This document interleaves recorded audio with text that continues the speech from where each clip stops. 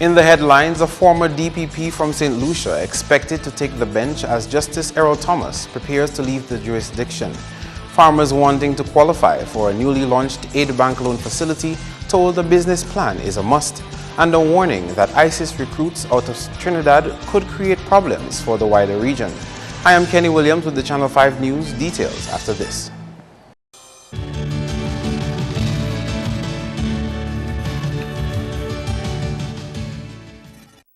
First up, a new judge will take up an assignment here when the new law year opens later this month. St. Lucian Victoria Charles Clark, a former Director of Public Prosecution of St. Lucia, will be Dominica's new High Court judge. St. Lucia News Online is reporting the information, which has been confirmed by Dominica's Registrar Ozzie Walsh. Clark's first day on the job is expected to be the 20th of September. That coincides with the opening of the new law year. She served as St. Lucia's DPP for 14 years until March this year. She's a graduate of the University of the West Indies Caville campus. She received her legal certificate from Trinidad's U Wooding Law School 26 years ago. And as the legal fraternity will welcome a new person on the bench, they will say goodbye to Justice Errol Thomas of St. Vincent. Thomas has been a resident judge here for the past 3 years. Idona John Baptist, Channel 5 News. And if there ever was a time for farmers to embrace agriculture as a business, it's now. And it will serve their trade well to do so if they are planning on accessing a recently launched $10 million agricultural loan facility at the Aid Bank. This is because one of the requirements to be approved for the loan is that a farmer has to present the bank with a business plan.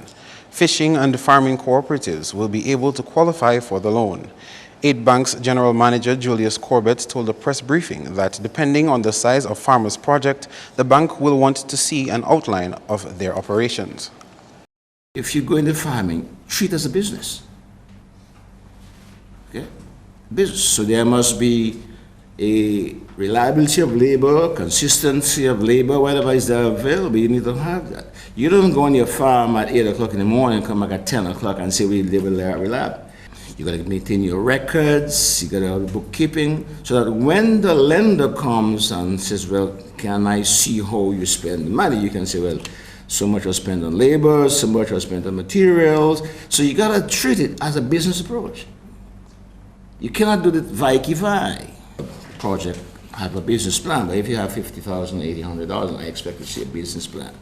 Well thought out. Meantime, the bank's new business development officer, Bertilia Bethel, said they have been meeting with farmers to guide them on developing their projects.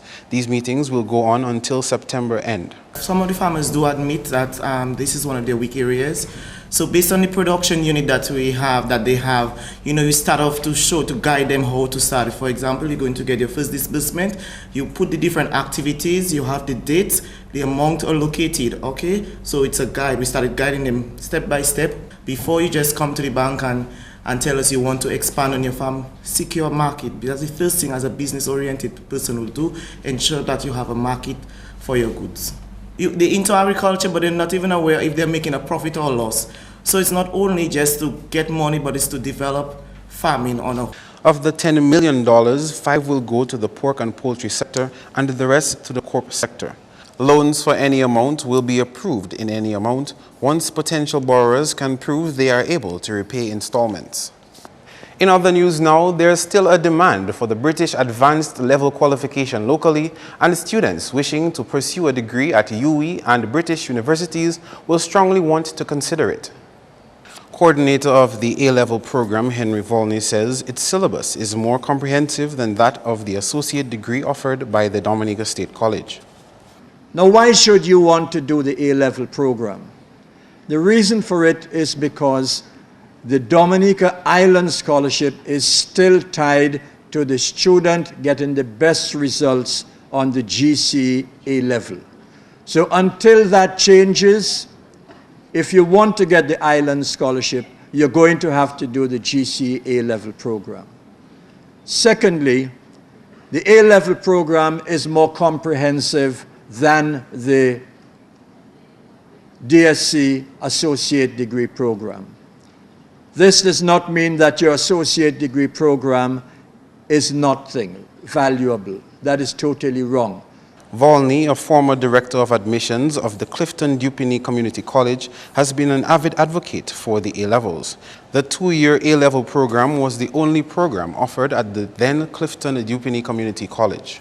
Now, as we know, the DSC is committed to the associate degree program. But prior to DSC, there was the GC A-level program where you get certification from the University of Cambridge in the UK. And the DSC offers this A-level program where it's under the auspices of the DSC, but it's really run by the lecturers.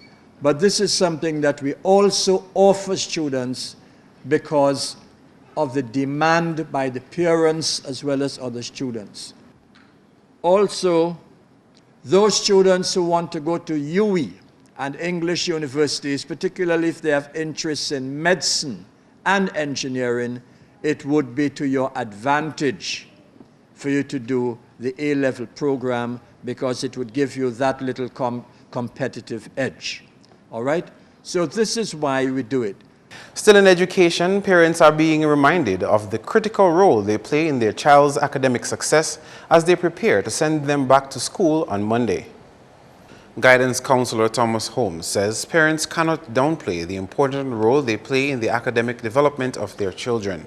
Well, let me take the parents first of all. They have to ensure that the students, the children, have the adequate or proper or material that they need for school.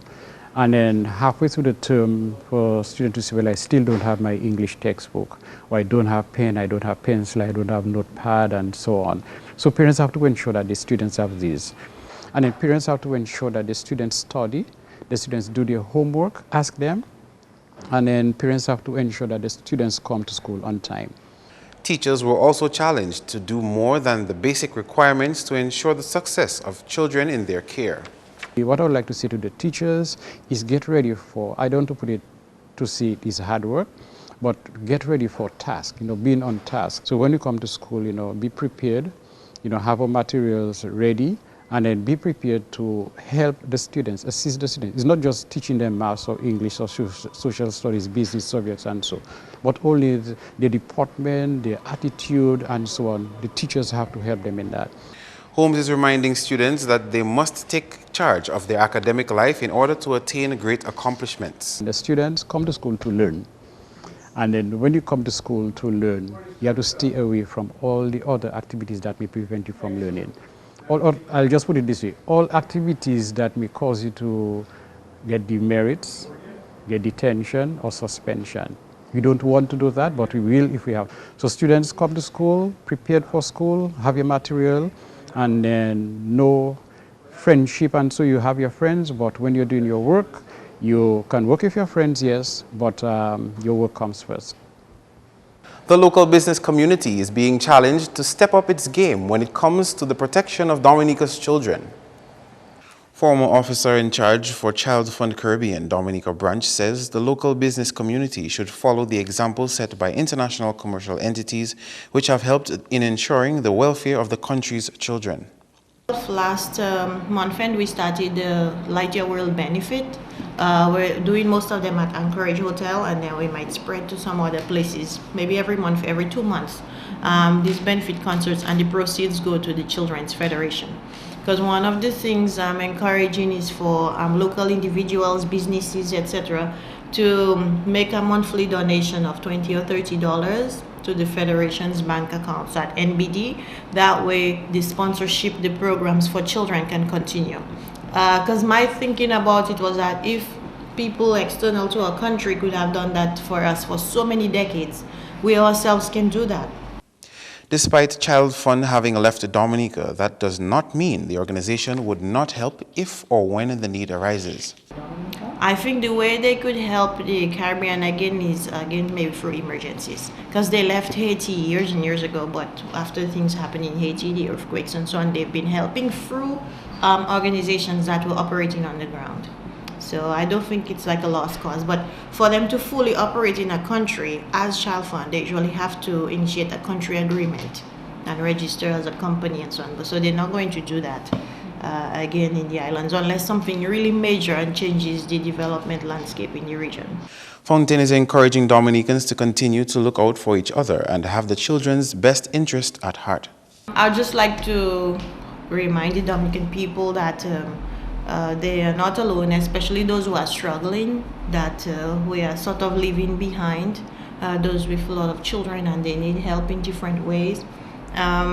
That they have to push themselves and motivate themselves and each other, their friends, their neighbors, to do what they have to do for their own sake and the sake of their children, and not be afraid to find out where resources are and how you can get resources. I'd like to see them not get into states of helplessness and hopelessness, but to remember how we worked with them, how we encouraged them and supported them, and now for them, they have to do that for themselves and for each other, and have to take care of the children, treat them well with love, you know, and get the children to aspire to the dreams that they have.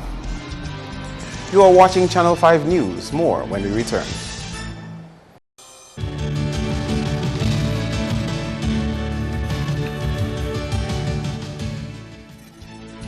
Welcome back. Could ISIS recruits who have been intercepted on their way to fight in Syria turn back to attack non-Muslims or Christians in the Caribbean? The thoughts of one local businessman who says the idea is not so far-fetched. Parry Bellot is basing some of his concerns on a report in a Trinidad newspaper that a number of ISIS recruits from Trinidad had been intercepted in Turkey on their way to Syria. The Trinidad paper is quoting an ISIS spokesman, who is one of their spokesmen, who is a Trinidadian.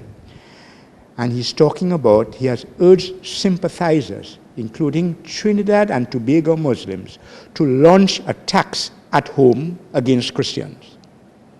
So he's encouraging the Trinidad Muslims, if they especially can't reach Syria, to launch attacks in Trinidad. And if they fail to succeed, will they not try maybe to go to some of the smaller islands?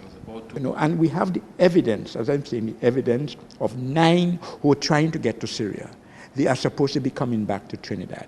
And I stress again, the government of Trinidad is saying, according to their laws at this point, they can only monitor them. I'm saying that's not good enough. They can do. But there's such a thing called preventative measures. And if it's not on the books, the Trinidad government has to pass emergency legislation that anybody caught trying to get to Syria, when they return to Trinidad, they will be put in a cell there for a long, long time. Because by trying to get into Syria to fight with ISIS, you have told the rest of the world what your mind is, what your intention is. And if you can't do it in Syria, you'll do it in the Caribbean.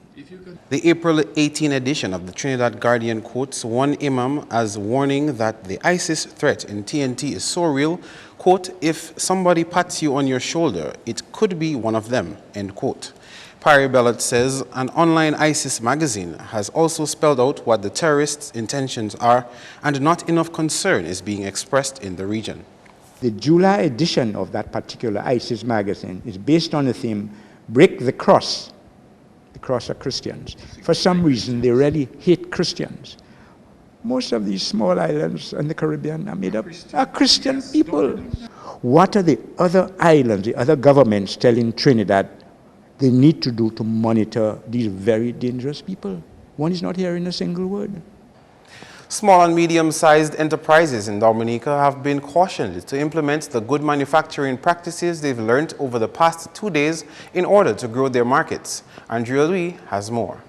The Good Manufacturing Practices training falls under the OECS Comparative Business Unit and has already been executed in 5 other OECS territories. Training facilitator for the workshop told participants that there are several benefits to be reaped from employing good manufacturing practices. Good manufacturing practices is really a system to ensure that products that you are producing or you have under your control meet, I would say, quality standards, legal requirements, and also food safety standards. The workshop focused on the agro-processing and manufacturing sectors, and Isaac warned the participants that they must be realistic in setting a deadline to implement these practices. The facilitator also cautioned stakeholders to be aware of the financial cost associated with implementing good manufacturing practices. Also, since we are SMEs, we must understand and be realistic that we can't implement in 1 day or 2 weeks or 1 year. It might take maybe 3 years to implement such a program. So we have to look at the practical implementation process of looking at stage-by-stage planning and implementation. We have to look at also the financial implication for implementing such a program. Meantime, manufacturers were told to be accountable for the quality of their goods as they strive to meet international standards. The concept of the world being flat is really true in terms of business sense. With the use of technology and innovation now, you can clearly see that the playing field is very level. So as manufacturers, agro-processors, what you do here in Dominica, other persons are doing across the waters.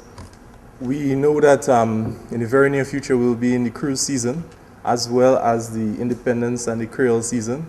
So I encourage you to put into practice the things that you'll be learning here, because there are issues of accountability that you need to be aware of in terms of your manufacturing and agro-processing.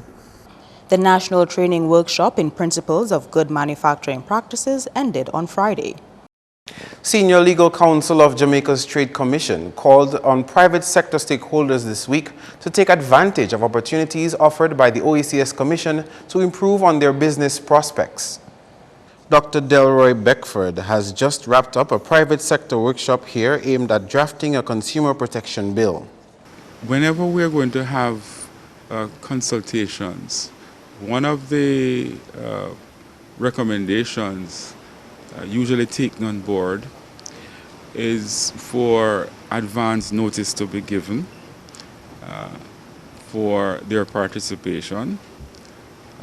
An advance notice could be, one is not specifying the time in which this is to be done, except that it must be sufficient for them to respond. And the importance of the consultation should be brought to bear. Beckford says too often particular groups are invited and may not see the relevance of these workshops to the businesses. Or there is a disconnect in terms of what it is that they are doing and the relevance of that to their business. And so it is very important for the message to indicate the relevance where particular companies are identified or particular industries are identified, so that they can see the connection and the importance of coming. And the sensitization process should also make it quite clear that whether or not they are of the view that there is a connection between their business and what is being discussed. He said consumer protection generically covers all businesses, and it is the private sector's job to ensure that they are part of the process. A Grand Bay resident can have peace of mind for the next 2 years as she receives financial assistance to attend the Dominica State College. Anil Paquette is the recipient of the Marcel Jamala Fontaine Scholarship Award. I would like to take this opportunity to thank the organizing committee for affording me the opportunity to be a student at the Dominica State College as I aim for success. I thank my mom for not giving up on me and pushing me to work hard for what I want.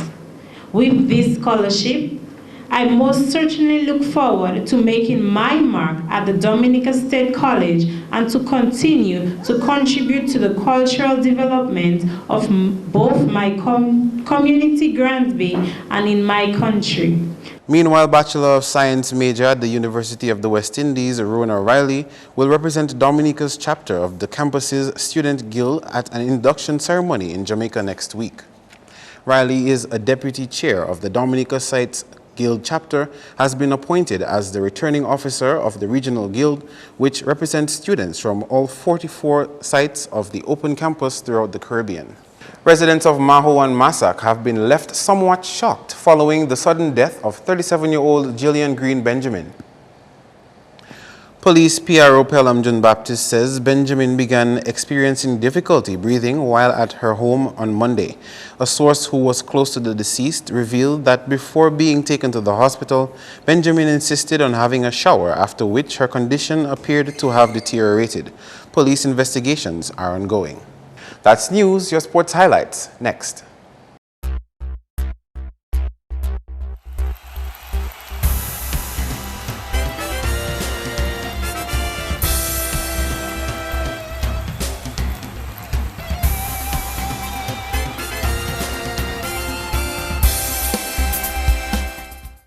First up in sports, a 4-year reign will be coming to an end as West Indies Cricket Board Chief Executive Officer Michael Muirhead announced his desire to step down as WICB's boss come October. The 49-year-old Jamaican will be leaving a position which has changed hands several times over the past decade. The CEO says it is not an easy job, that it is time to move on after 4 years. He says he still has some designs on doing something with the board and is working on that. However, he is stepping down as CEO.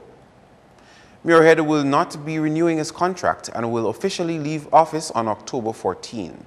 Head of Top Glove Boxing Club, Job Joseph, says despite the in-house issues plaguing the Dominica Boxing Association, the use of a foreign coach could help improve the sports product here.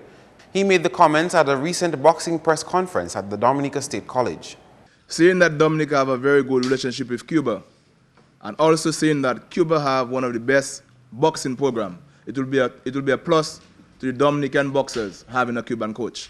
But the truth is, being a technical director of a boxing association and have no knowledge about that, that's only telling you that this association is not functioning. Meantime, Joseph says there are big plans in the pipeline for the club.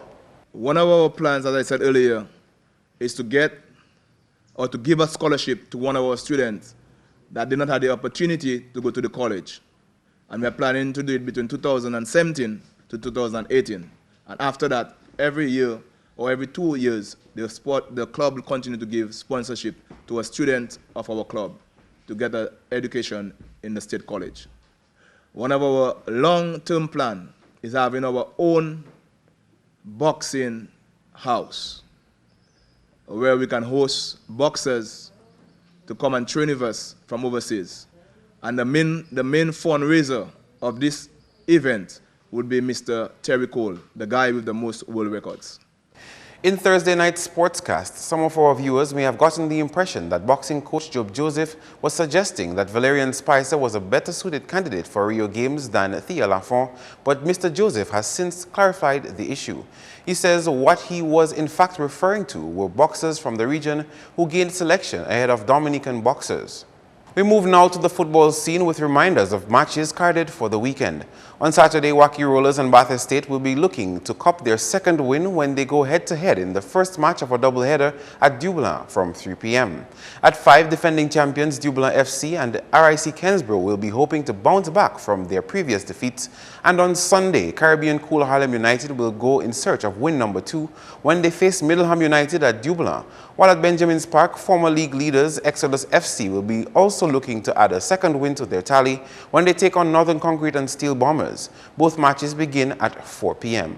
Don't put your gloves down just yet, because we're back on the boxing scene. As president of Top Glove Boxing Club, Job Joseph believes the sport has many benefits for those involved. Boxing is not a violent sport, as most people think. Actually, boxing is a mental therapy sport. It changes people. For example, do you know what they're doing in America right now with the vets from the wars?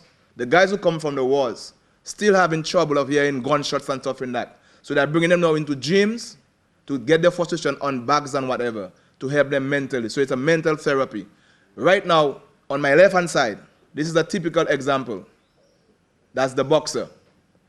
Mr. Ozzy Lewis, the one of Dominica's greatest commentators, and also a magistrate, said to me, when he saw this guy boxing, is it the same guy that always in my courts?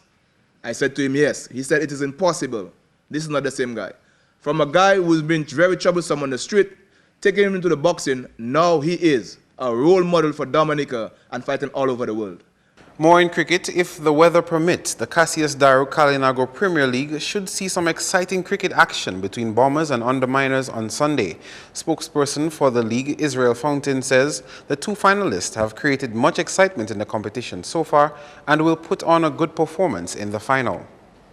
On Sunday is going to be a grudge match. It's a replay of last year's finals, and as a matter of fact, 2 weeks ago, the Underminers defeated the defending champions. So the defending champions now looking to take their revenge, and it's a big grudge match.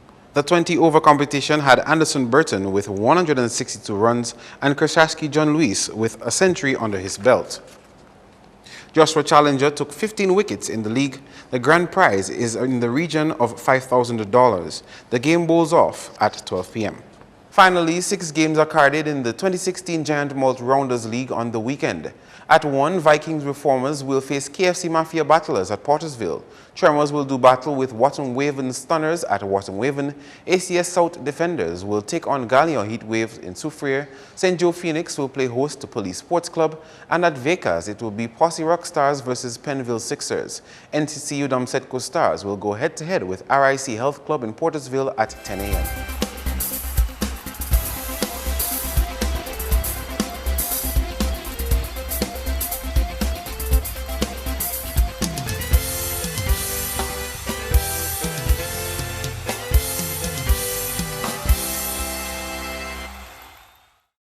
Coming up, your weekend weather forecast. Good evening, Dominica, and welcome to tonight's weather broadcast. I'm your presenter, Marsha Alexander. We begin by taking a look at earlier infrared satellite imagery.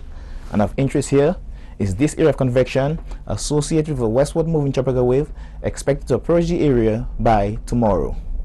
Now, taking a look at earlier visible satellite imagery and what it showed. A few low-level clouds which moved across the region today, and this resulted in partly cloudy skies.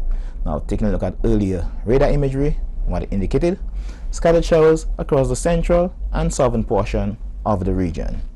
Tonight's weather is expected to be partly cloudy to occasionally cloudy, hazy and breezy with a few scattered showers. And tomorrow's weather is expected to be partly cloudy to cloudy, hazy and breezy with a few scattered showers, becoming increasingly cloudy with scattered showers and possible isolated thunderstorms by afternoon. Sea conditions are expected to be moderate in open water with waves peaking near 8 feet. Small craft operators and sea beavers, you're advised to exercise caution. Looking ahead to the next 3 days into the weekend, on Saturday, an increasing cloudiness, scattered showers and possible isolated thunderstorms can be expected by afternoon and continuing into Sunday and Monday. As a result, persons in areas prone to flooding, landslides and falling rocks, you're advised to be vigilant and to exercise extreme caution. For the rest of the Caribbean, fair to partly cloudy skies can be expected across the extreme northern portion of the region, with an increasing cloudiness and scattered showers expected across the central and southern portion of the region, with some isolated thunderstorms expected across the extreme south. Our international cities forecast. Overcast skies expected in New York, partly cloudy skies expected in Miami, some rain expected in London, some showers and thunderstorm activity can be expected in Caracas and Beijing. Sunrise tomorrow will be at 5:53 a.m.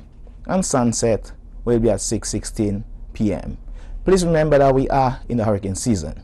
For more information, you can call the weather hotline at 447-5555 or visit the website at weather.gov.dm. Thanks for viewing, have a good night, and stay safe.